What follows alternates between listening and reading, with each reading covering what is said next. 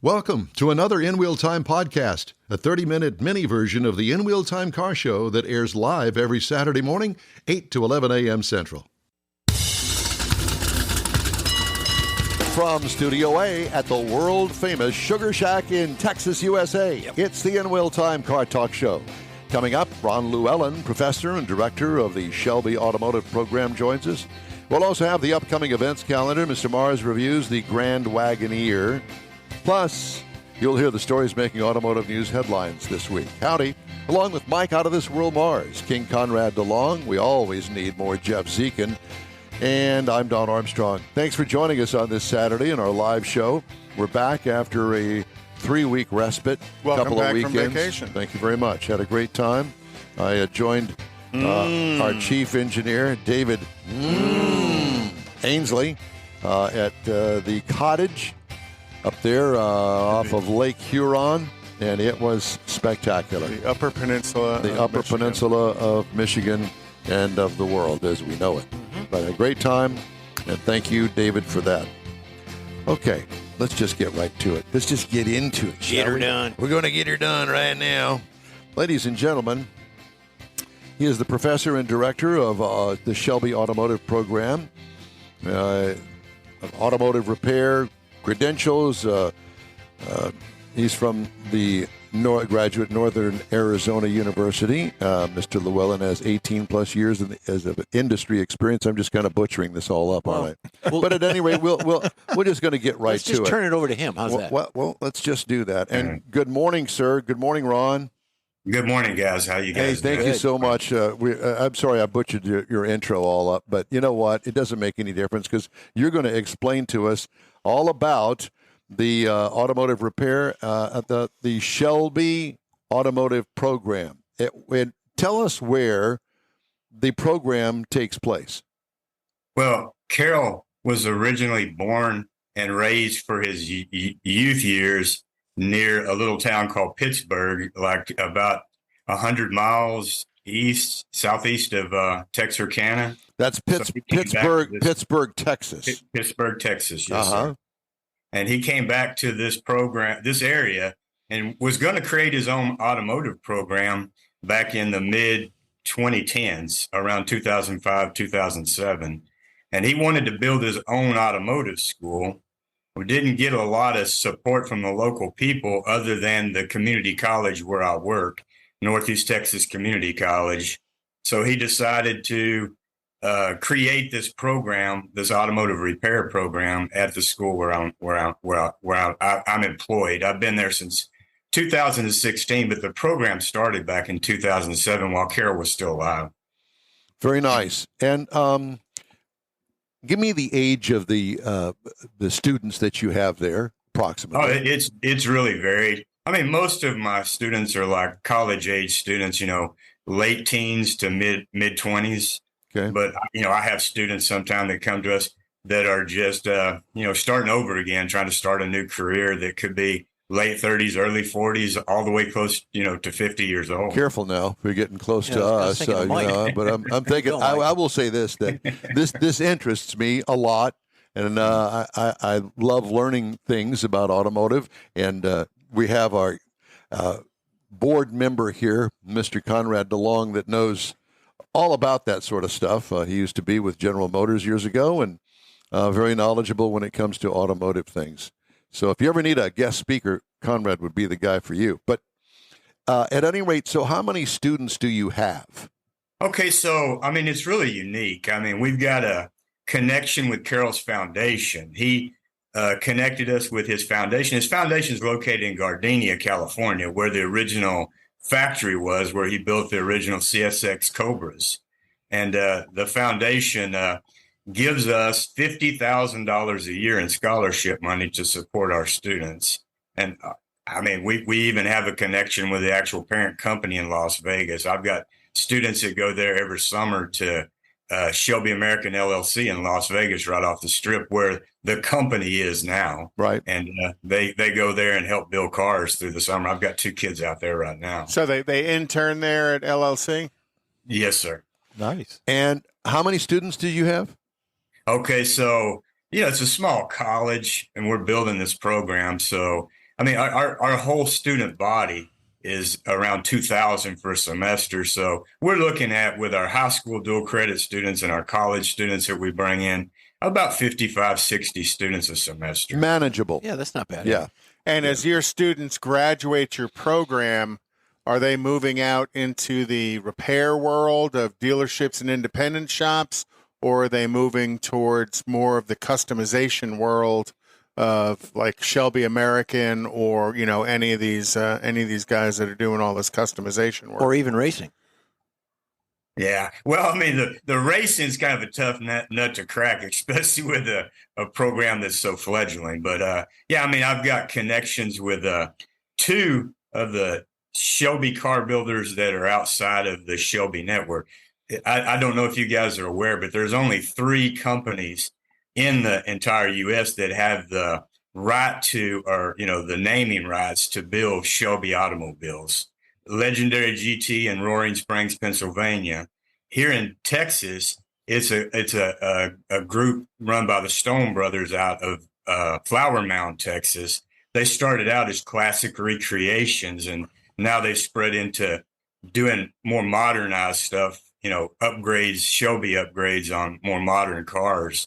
And their new place is Shelby Garage, but they're started out as classic recreations. So those two, along with Shelby American, are the only entities in the country that have Shelby rights to create vehicles and put Shelby serial numbers on So them. the program that you have there at the community college, is it geared all to the Shelby brand?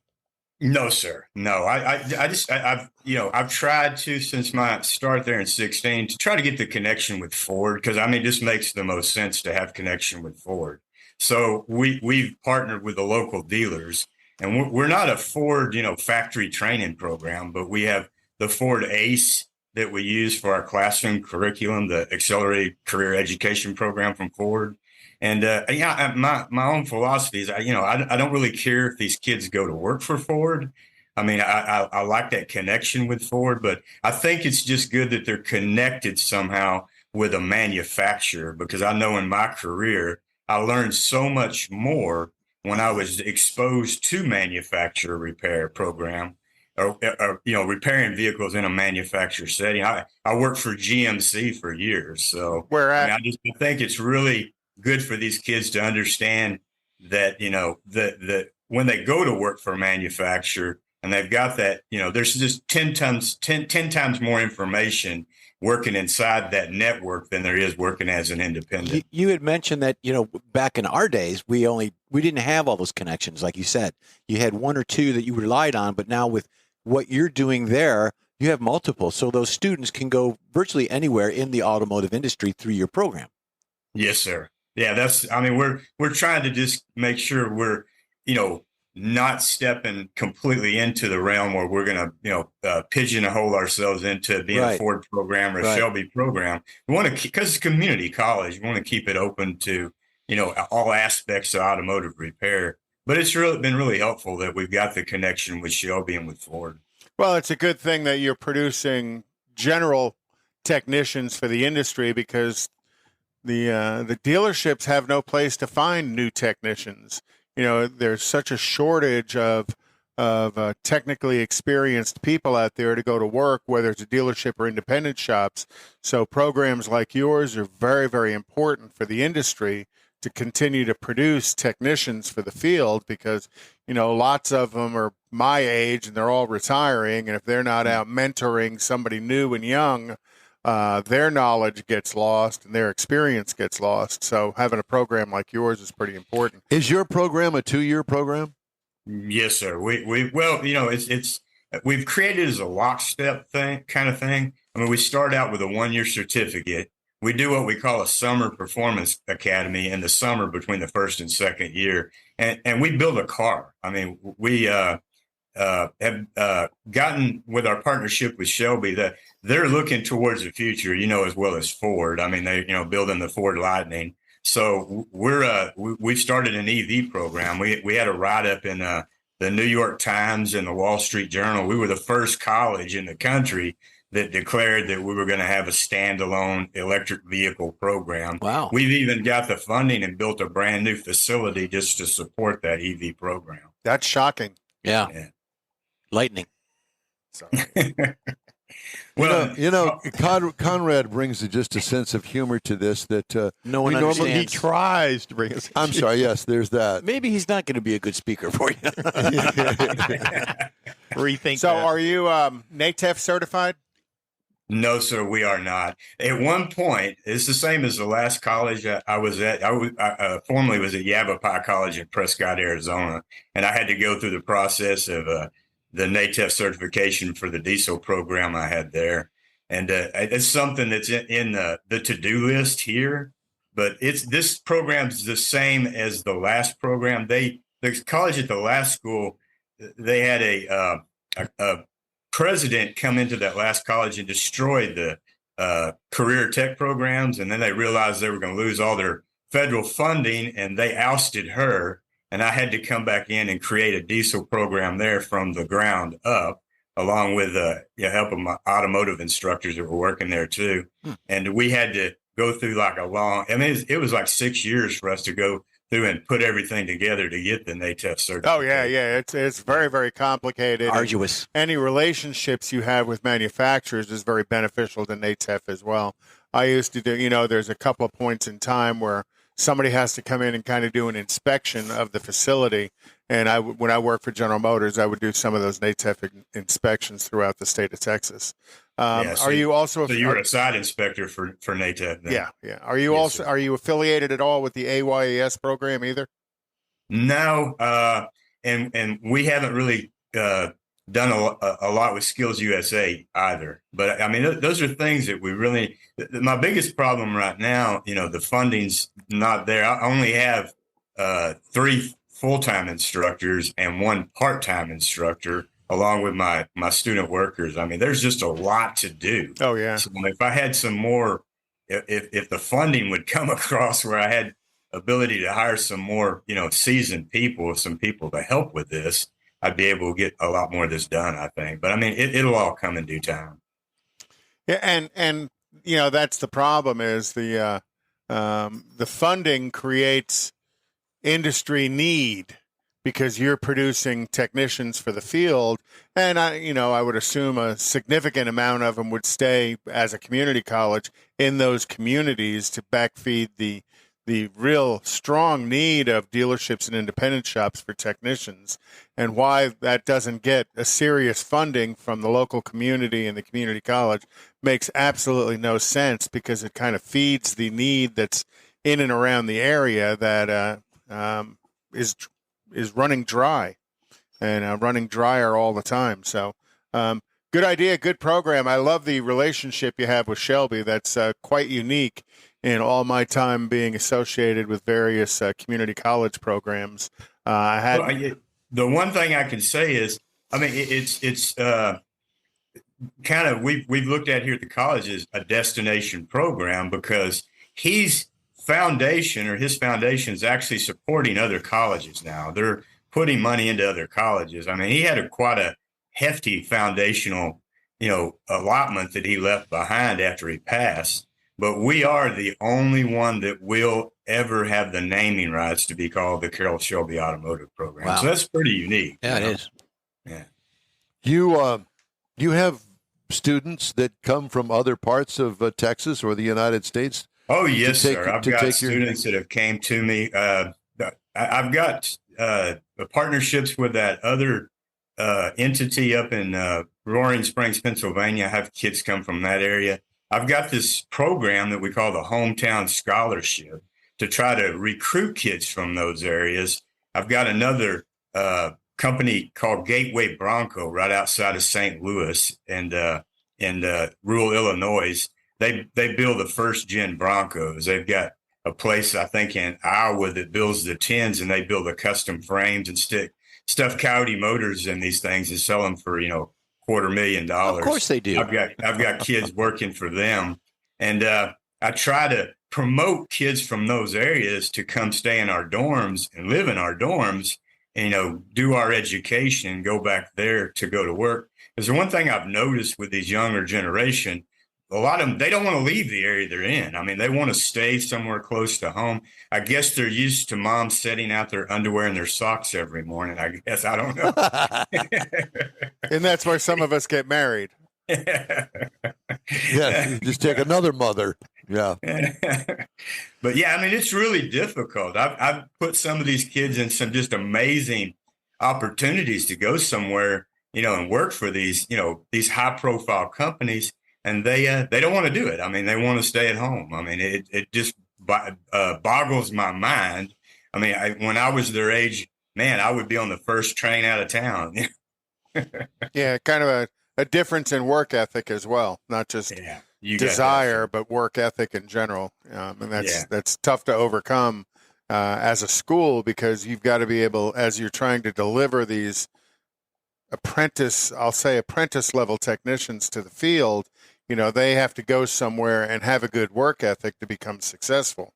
And, a good technician, I mean, an A-level technician is a six-figure income person. Yes, sir. And it's not difficult to get to six figures if they're willing to put the work into it. You had mentioned earlier that you have not had a lot of success in putting any of your students into any kind of racing programs. Why is that?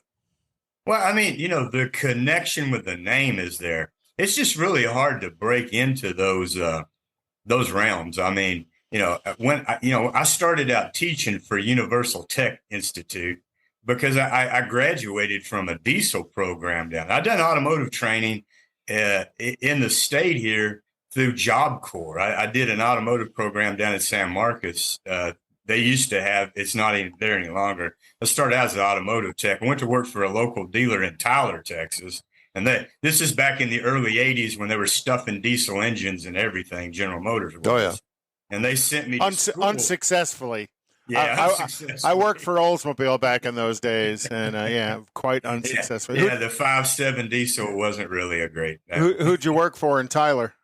I worked for what used to be King Chevrolet in downtown Tyler, but they decided they want to make a diesel tech out of me, and they sent me to the Houston campus down in the Woodlands, and I did diesel training down there. So I ended up going back to work for UTI, and like we're getting back to these students nowadays. I mean, they're just easily influenced, and they really don't want to. They really don't want to leave home or go anywhere or go away from where they're at. So, I think this industry is in a lot of trouble too because of what you were saying. I mean, these kids, a lot of them just aren't interested in cars anymore. I mean, there's other things that they're interested in. We, as an industry, to figure out how to spark their attention and get them interested in working on automobiles, and get the word out there to them that there is a lucrative income from working on these automobiles. Ron, it's great to talk to you. We thank you so much for taking the time to talk to us this Saturday morning.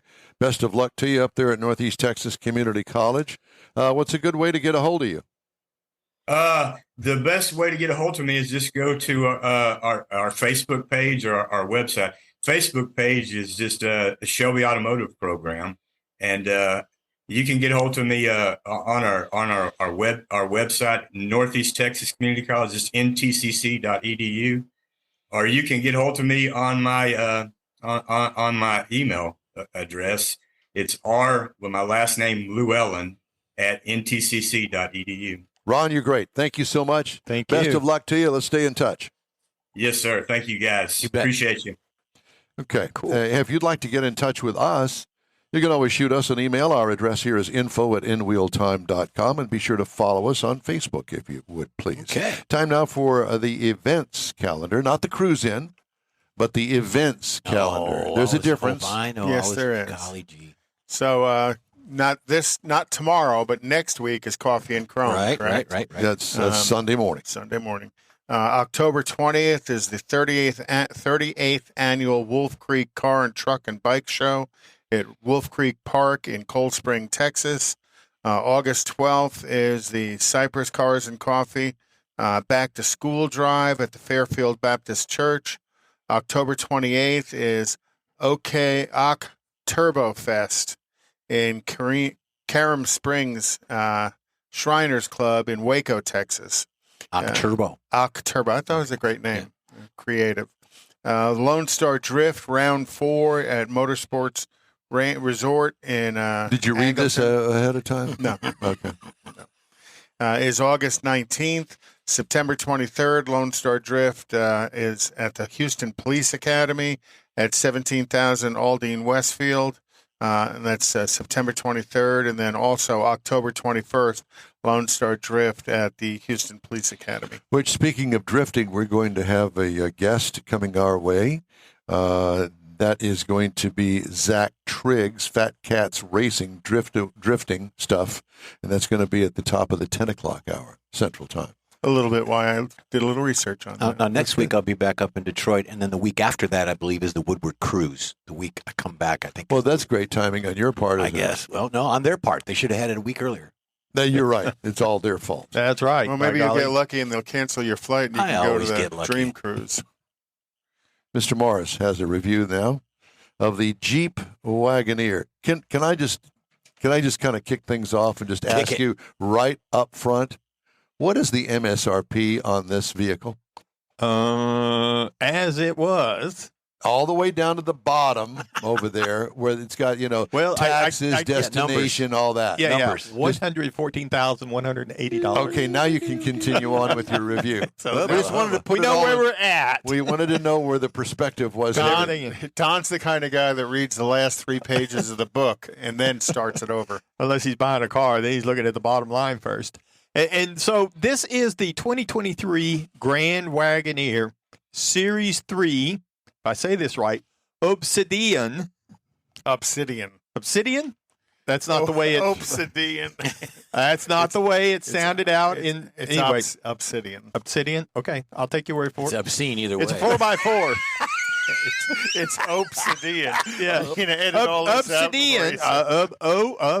Whatever. You want to start over? From Niederville. Yeah, it's 2023 Grand Wagoneer. And I did find, Don mentioned earlier that he found a place where it does say Jeep someplace on it. I found it on the Monroney. There's one place where it has the word Jeep. But generally speaking, this says they market it as a Grand Wagoneer and the Grand Wagoneer L, which is new and it's the longer one. But we have the regular Grand Wagoneer Series 3. And I really love the way they did the trims on this. Series 1, Series 2, Series 3. That's it. But then they kind of mucked it up with all the groups they had on it, convenience groups and rear seat entertainment groups and Taylor. They add a bunch of stuff on the end of it. But it starts out good. It's a full-size luxury SUV. The one we had seats 7. It does have the 7-slot grill up front. And so it's like a lot of the large SUVs, nice, big, square, muscular type build. I mean, it looks like it's got substance going down the road. We had the black roof, had some black highlights, black tow hooks, and the wheel insert. So, and that went along with the white paint. We had the bright white paint, and I like white cars, and with that black, nice contrasting, it was a really good color combination, I thought. LED lighting, power running boards on the sides that come out, whenever you step up on them, but they're wide. I mean, these things are almost 9 inches wide, so they're easy to step on. They're not some little skinny little thing that you're going to slip off of. Power lift gate. I had the tri-panel panoramic sunroof. We were rolling some 22-inch polished aluminum wheels with the black inserts. Again, more black trim that really sets off that white paint. Obsidian. Touchscreen. I'm ignoring you.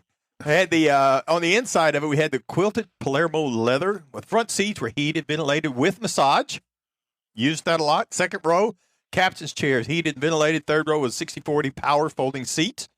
Up front, we had the 12-inch touchscreen in the front of it that was really nice, easy to read. Of course, it's easy to use because of the Stellantis program that they've got built into it. But the one thing I wanted to point out was, and you can see it on the screen if you happen to be looking at the YouTube video, there is the panel for the USB ports and everything is recessed behind a panel. Well, that panel is actually an additional screen. So you open it up, you put your phone in there for the wireless charging, there's USB ports and everything else you need. But when you close that, it's all out of sight, out of mind. It doesn't go anyplace. But that becomes a screen, and you can adjust your massaging seats and several other things. So you have an additional screen to work with besides what's up there on the top. And I thought it was a really nice touch, and it was really well executed. I love that part of it. Macintosh entertainment system, 23 speakers, including the Amazon Fire TV for the rear entertainment system, which is two 10-inch speakers behind the rear seats. So they could watch us while we're driving down the road. In Absolutely. The Amazon Fire. There you go. Now, to make all this stuff go down that road, you like this, Don? Inline 6 turbocharged, 510 horsepower, 500 pounds. Yes, that's that new inline 6 that they're using. And how was it? Oh, man. Like I said, I thought it was a V8 to begin with. Yeah. Twin turbo.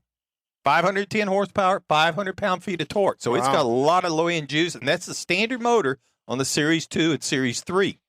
It was backed by an 8-speed automatic. It'll tow 10,000 pounds properly equipped with a tow package, which this one had. EPA says it's rated for 14 in the city, Highway 20, and combined 17. Now, due to some other things going on, I didn't get to get it out on the highway much, except for just a couple of quick passes. So I only put 100 miles on this vehicle, all in town.